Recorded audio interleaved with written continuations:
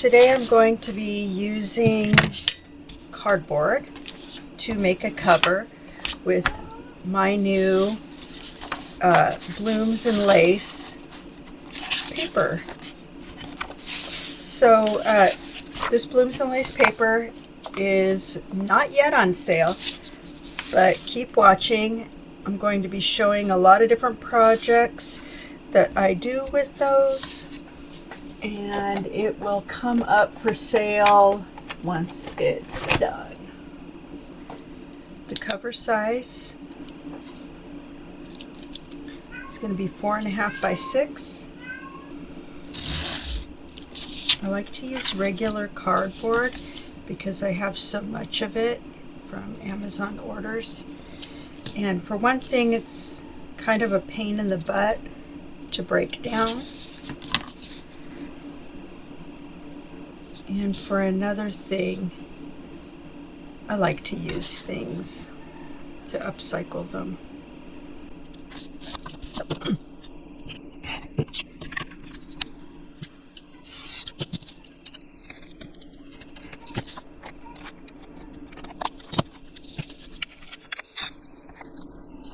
Sometimes I make covers out of a few layers of cereal box.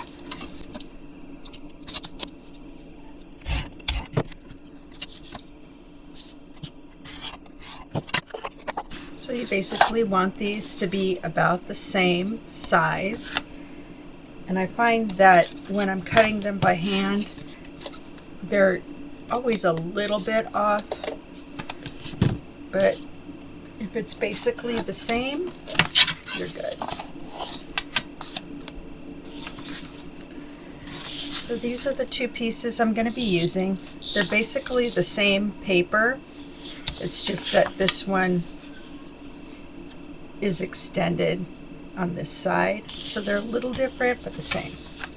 They'll match nicely.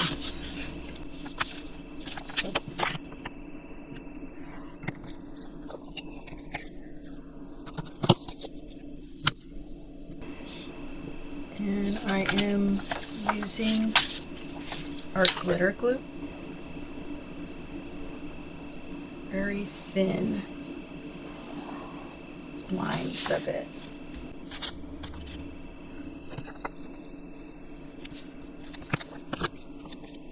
So depending on how wide you want your book to be, that's the size that you are going to cut your spine. So I'm going to make this one about maybe 2.5 inches.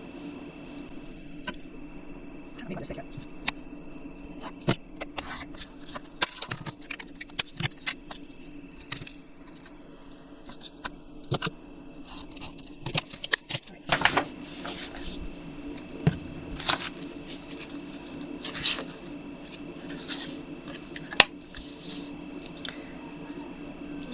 These up here.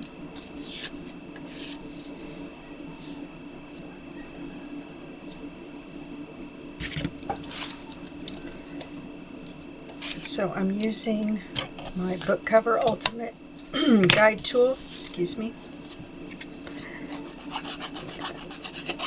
I'm going to add my spine first and then work off of that.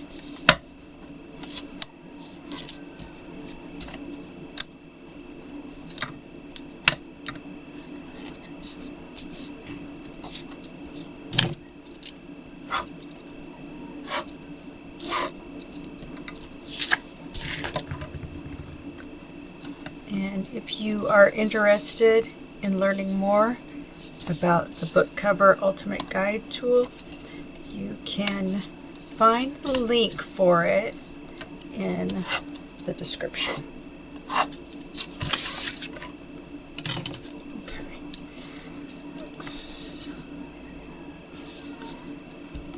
Make sure it looks good to the eye.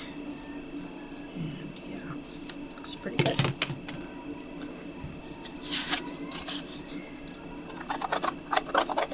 With this glue, I'm just doing really thin lines of it. It comes out better than regular Elmer's glue, but it still has the capacity, if you use too much, to create lumps in the paper and really weird things. So just be mindful. Okay, to push this a little closer.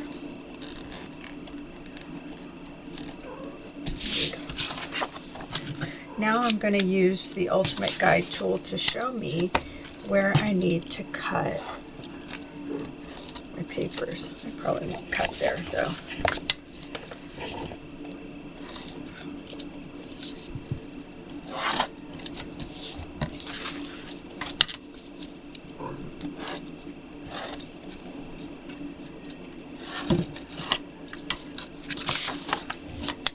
Hello, Loki.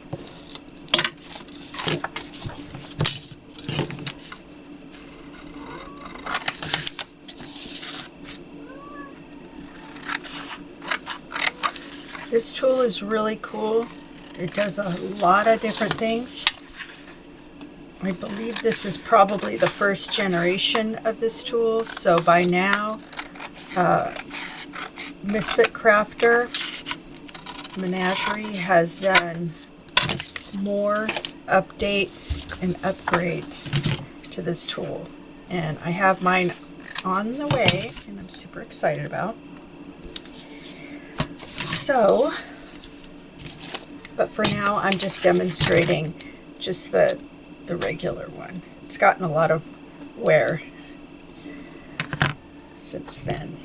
I'm sure I've had it for a few months.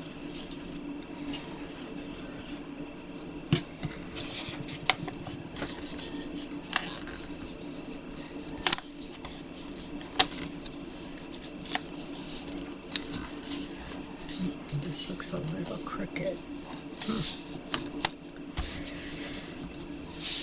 And we'll go with it and see what happens.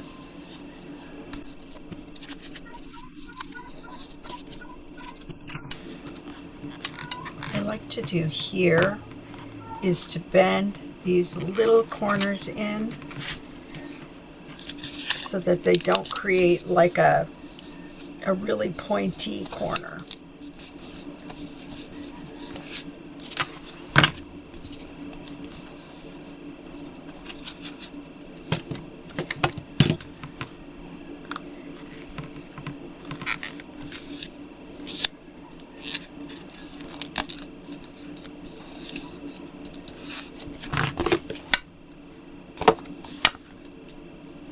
I'm going to cut this in half.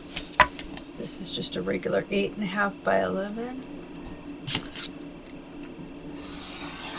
And what I want to do is I want to make a reinforcement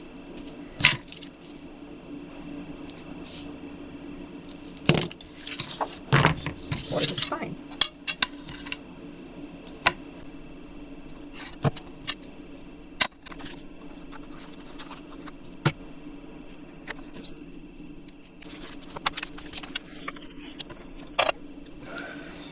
So you will see when you make these reinforcement pieces that when you fold it, it's going to create a gap here. You can see those here. All I ever do is just put a little bit of glue in there. If you have to, you can put some clips in the places that are being the most naughty.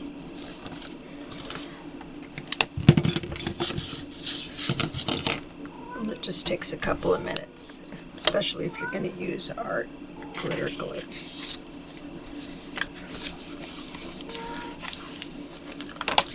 So for these pieces here, hang on, let me put a little more glue here.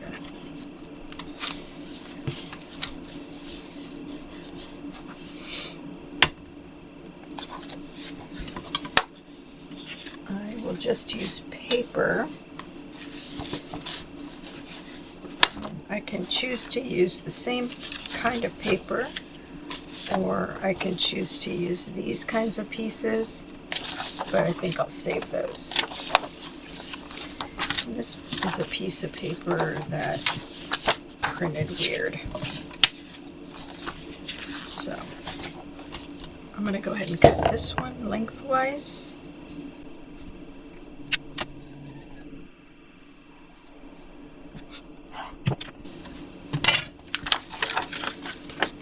Looks like my blade's getting dull.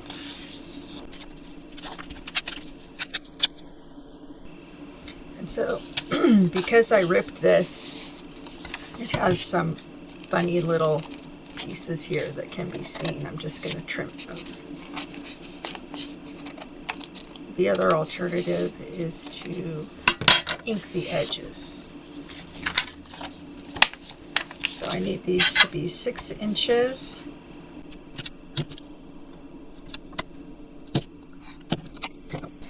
Normally I would glue these underneath that, but instead I'll just go with this. These look a little too long.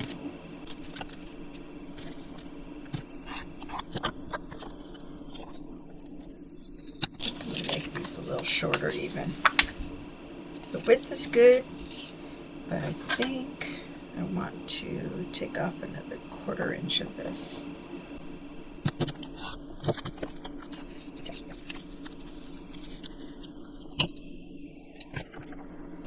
For just a real thin bead of glue.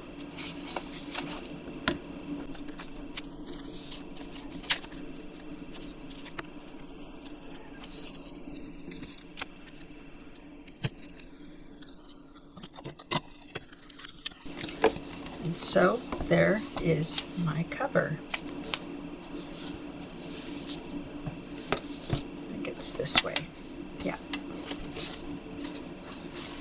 And so return next week and I'll show you how to make the signatures. Bye.